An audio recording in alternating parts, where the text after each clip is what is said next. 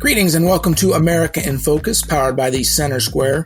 I'm Dan McCaleb, executive editor of the Center Square Newswire service. Joining me today is the one and only Casey Harper, the Center Square's Washington, D.C. bureau chief. A lot going on this week, as it seems like it is every week. Casey, but how are you? Doing good, Dan. One and only. I'm glad you finally recognized it. It only took a year of doing a show together, but you came around. I like to pump you up a little bit, Casey. Get a lot of criticism from me, but you do a good job, generally speaking. Wait, sorry. You broke up there for a second. What did you say? We don't have enough time for me to repeat myself. Okay. Casey. Sorry, that's unfortunate.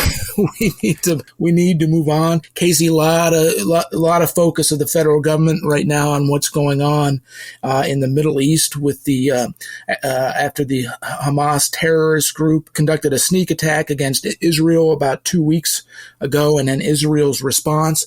President Joe Biden last night gave a speech to the Americans where he says he wants Congress to allocate $105 billion to the war in Ukraine, between Russia and Ukraine, to Israel for its ongoing retaliation against Hamas in Gaza, and more dollars for things like humanitarian efforts, securing the U.S.-Mexico border, etc. But right now, of course, with the speakership fight in the U.S. House, until they pick a speaker at this point, the House can't move any of these funding bills. President Biden says they need to move quickly on this. Just what are your thoughts?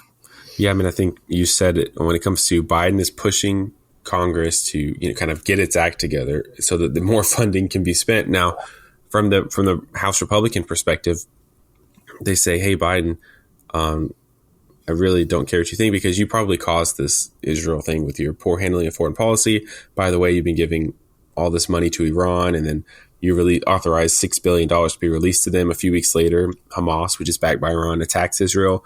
We don't think that's a coincidence. And there's kind of a populist revolution going on within the Republican Party, and it's unclear if it's going to be successful. I think it's really, really unclear. It could go either way at this point. So it's a really bad time to be asking the U.S. for money. It's like there's just times when you don't want to bother someone, and this is a bad one. But it doesn't, I think that the external pressure and the international pressure has not been this high for years, really, I would say even since like the Iraq and Afghanistan wars, because Israel is considered a top ally for the United States. It carries a special place in the heart of many Americans for various reasons. And so they're a top ally. This Ukraine war has been going on forever and has become very controversial politically. And so we can get into, there's different things. I mean, we're not really up on all the war coverage, I would say. There is ongoing strikes in Gaza. What is really interesting and more maybe an area of expertise for us are these funding requests, right? So Biden wants a lot more money. He's been having trouble getting his Ukraine funding, right? And so that was really put on pause with this speaker battle. But now I think there is a hope that they can package this Israel and Ukraine funding together and create, I think I've said this before, but a bill that no one can vote against, because Republicans are never going to vote against Israel funding, most of them. So a few will actually, maybe. And then Democrats are going to vote for Ukraine funding. So if you wrap it together in kind of an overseas munitions package, people are just not going to want to vote against that. It's going to be tough to do that.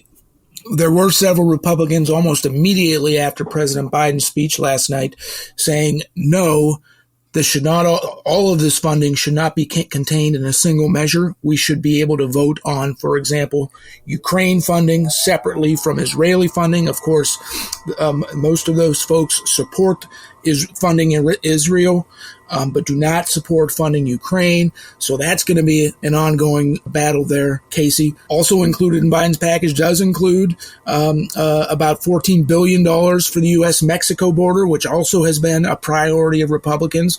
So it would be difficult for them to vote against the package as a whole. But again, they're calling for the president to separate these into single individual packages so they can vote on each one individually. Yeah, I mean, that's why who the speaker is really important. I think separating them out is not going to happen.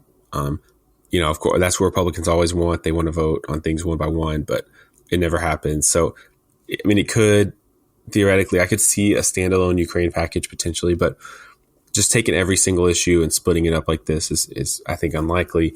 But it's going to come down to who the speaker is, because that's going to be who negotiates with the White House on behalf of House Republicans, right? So, and the different candidates so far have had different opinions on things like Ukraine funding. I think Scalise is a lot more in favor of it than someone like Jordan is. Now I think their views are a little bit more complicated than just yes or no. And but I think, the Republicans in the House who are skeptical of this Ukraine funding going on would have more pull over Jordan than they would over Scalise. I think all the Republicans who are talked about to be speaker are pretty pro border wall funding. So regardless of who gets in, I think that's going to remain a top priority. The Republicans are pretty lockstep on that issue.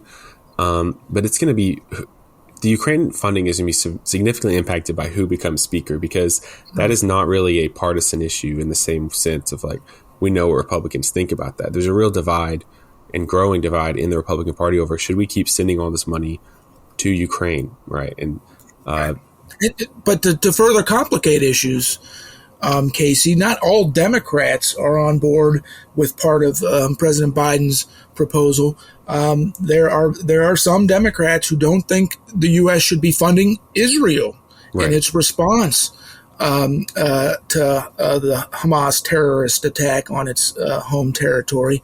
There are plenty of Democrats who have come out on the pro-Palestinian side and said funding Israel sends a message that we're funding what they call Israeli strong-arm tactics against the Palestinian people.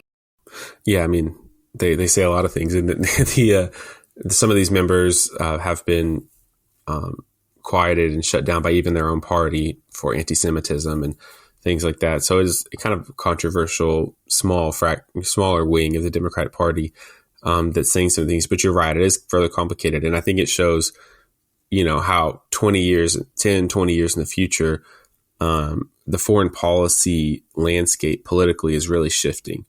It's not so clear who is going to be in favor of what issues and to come. I think there's a lot more ideological diversity when it comes to foreign policy in both parties right now. So it's something to monitor. I mean, I think there is still overwhelming support for Israel. I think there's a majority of support for Ukraine funding, although less so than Israel. But whoever becomes speaker is really going to probably be the one who has to get that across the finish line. And we can't even get a speaker across the finish line. So we'll see. Well, thank you for your insight into this another very important story, Casey, but we are out of time. Listeners can keep up with this story and more at thecentersquare.com. For Casey Harper, I'm Dan McCaleb. Please subscribe. Thank you for listening.